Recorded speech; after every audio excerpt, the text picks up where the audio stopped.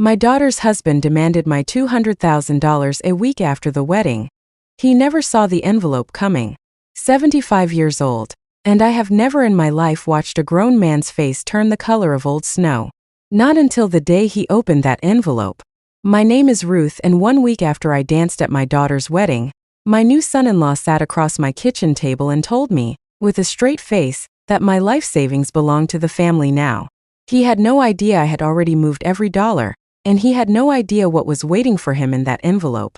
Stay with me because by the end of this you'll understand exactly why I did what I did. Before I go further, if you believe a woman my age still has the right to protect what she built with her own 2 hands, hit that like button for me. Subscribe if you're new here because I have more stories like this one. And type in the comments where you're watching from tonight. I read every single one. And it warms this old heart to see how far these stories travel. Now let me tell you how it started. I raised my daughter Emily alone. Her father left when she was 4, and I never chased him for a dime. I worked 31 years at a textile plant, and I want you to understand what that means. It means standing on concrete floors for 8, sometimes 10 hours a day. It means coming home with fingers so stiff from the machines that I couldn't hold a fork some nights. I raised Emily on that income, put her through community college, then a 4-year university on loans I co-signed and paid off myself after she finished, because I didn't want her starting her adult life buried. I never remarried. There were men who asked, decent men some of them, but I had already decided my heart belonged to raising my girl and later to saving enough that neither of us would ever be at the mercy of anybody again. Every extra dollar went into a savings account, then a modest index fund my late brother talked me into back in the 90s. I didn't touch it. I lived small. Store brand everything. I clipped coupons well into my 60s not because I had to buy then, but because the habit had become who I was. And slowly over 4 decades that habit turned into $200,000. I never told Emily the exact number. She knew I had some savings.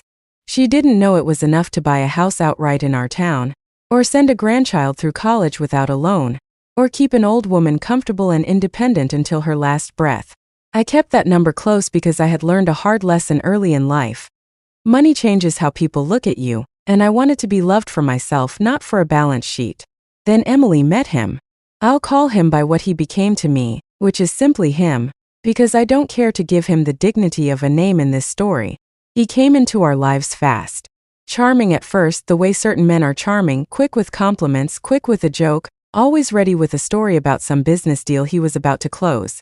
He worked in what he called investment consulting. I asked him once gently what that meant exactly, and he gave me an answer so full of words that said nothing at all that I understood immediately what kind of man he was. I've met his type before at the plant, in the neighborhood, at church even. Men who talk in circles because the truth doesn't serve them. But Emily was 34 and had been disappointed by men before. And here was someone attentive, someone who opened doors and remembered her coffee order, and told her she deserved to be treated like a queen. I watched my daughter fall for him the way you watch a kite catch wind. Fast, and a little bit out of anyone's control. I tried to talk to her. Not to forbid anything, she was a grown woman and I raised her to make her own choices, but to ask questions. What does he actually do for income, sweetheart? Has he ever shown you a pay stub? Why does he always let you pick up the check when he's the one who suggested the restaurant? Every question I asked, she had an answer ready, an answer that sounded like something he had told her to say. That's when I knew this wasn't going to be a conversation I could win with logic. Love doesn't listen to spreadsheets. They got engaged after 8 months. I'll admit I cried that night, and not entirely from joy. But I also told myself something every mother tells herself in that position. Maybe I'm wrong. Maybe he loves her the way he says he does. Maybe this is just an old woman's suspicion talking, the kind that comes from a life of being let down by men. I paid for a good chunk of the wedding. Not because anyone pressured me, nobody had to. I wanted to. Emily was my only child, and I wanted her to have the day she dreamed of since she was a little girl twirling in my old church dresses in our living room. I paid for the flowers, the dress alterations, half the venue. Almost $40,000 in total. Money I didn't blink at giving because that is what a mother's love looks like when she's finally able to afford it. The wedding itself was beautiful. I'll give them that. Emily looked like something out of a painting. I stood in the front row and I cried real tears, happy ones, because despite my doubts, In that moment I chose to believe in my daughter's happiness. I hugged him at the reception. I told him to take care of my girl. He smiled that smile of his and said, "Don't worry, Ruth, she's my whole world now." I remember thinking even then that there was something in the way he said now that sat wrong with me. Like a door quietly closing. 1 week. That's all it took. 1 week after the wedding, he called me and asked if he could come by to talk about something important.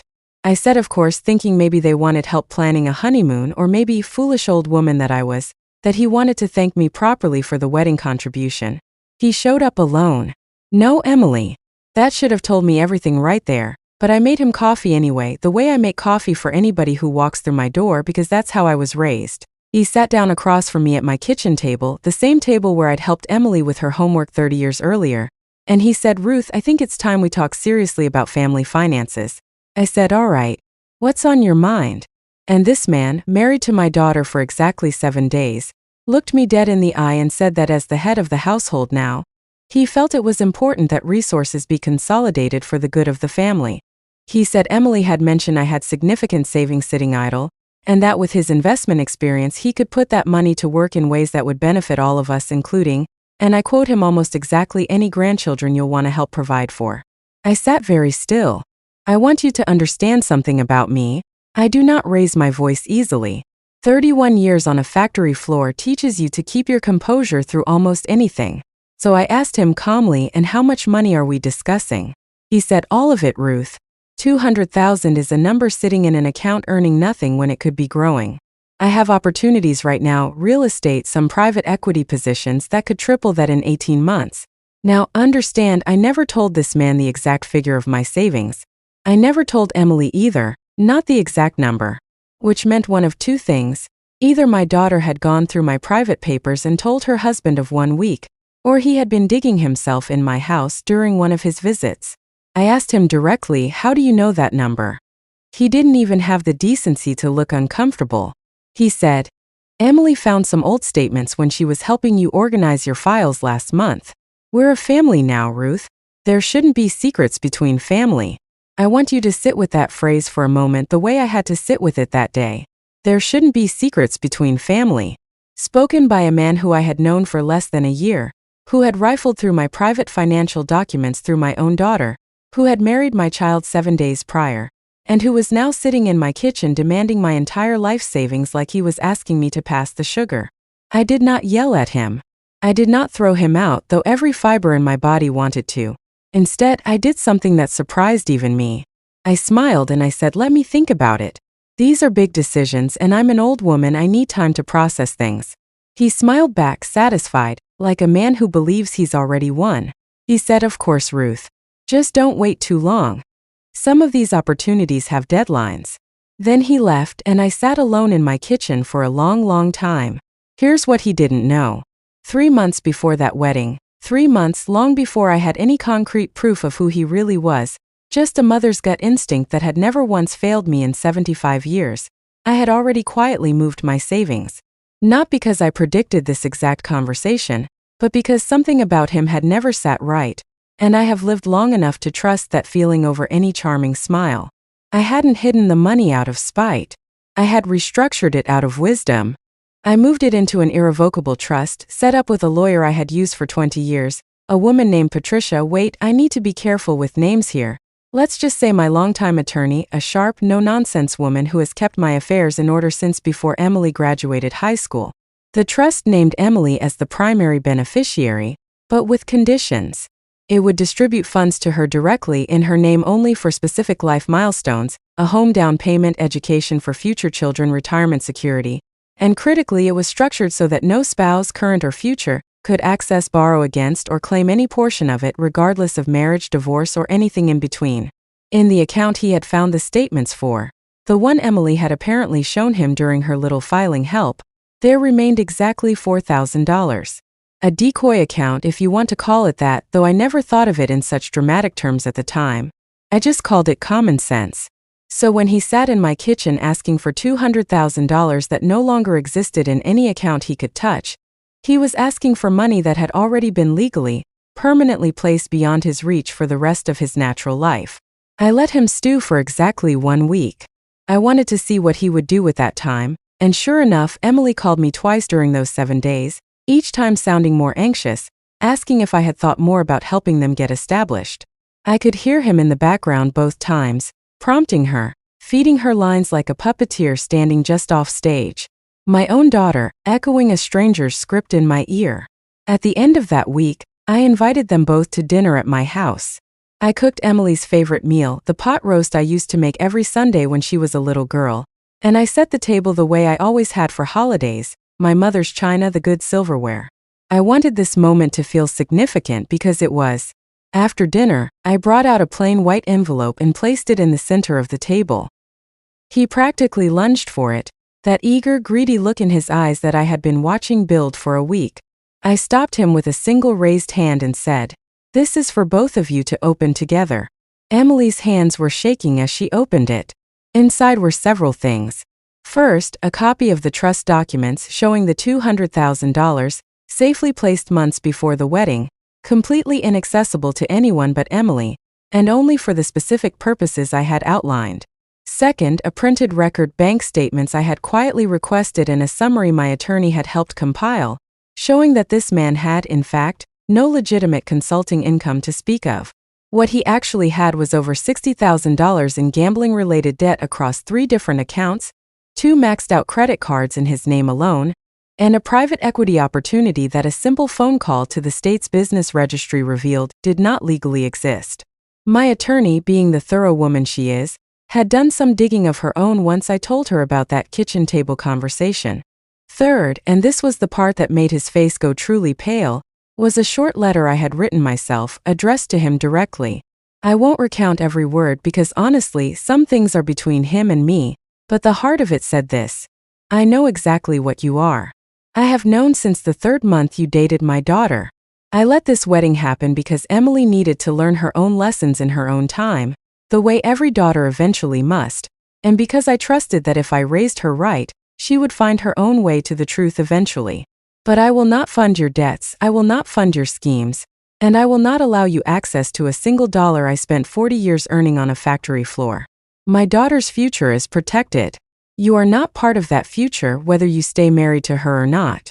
The silence at that table lasted almost a full minute.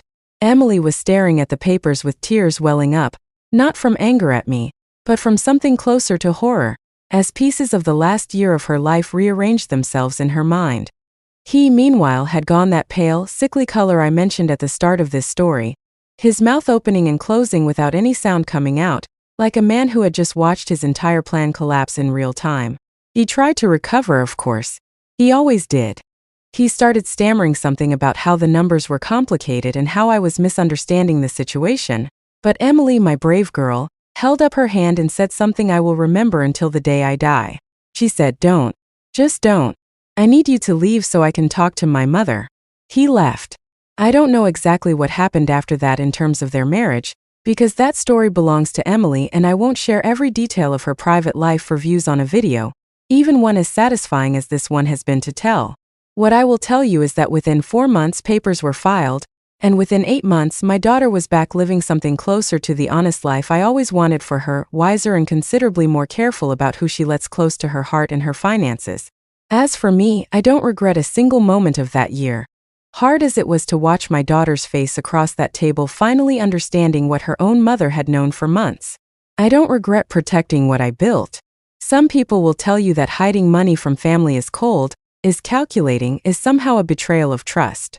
I say this after 31 years standing on concrete floors, after raising a daughter alone with no help from anyone, after clipping coupons into my 60s so that money could sit and grow and become something meaningful. I earned the right to decide who benefits from that sacrifice and who does not. Real love protects. It doesn't hand a stranger the keys to everything you built, just because he married your child a week ago and asked nicely. If this story meant something to you, if you believe an old woman is allowed to be smarter than the people who underestimate her, hit that like button one more time before you go, and subscribe so you don't miss the next one. Tell me in the comments where you're watching from and tell me, would you have handed over that envelope the same way I did? Or would you have done something differently? I read every comment and I mean that. Thank you for sitting with an old woman's story tonight. Until next time.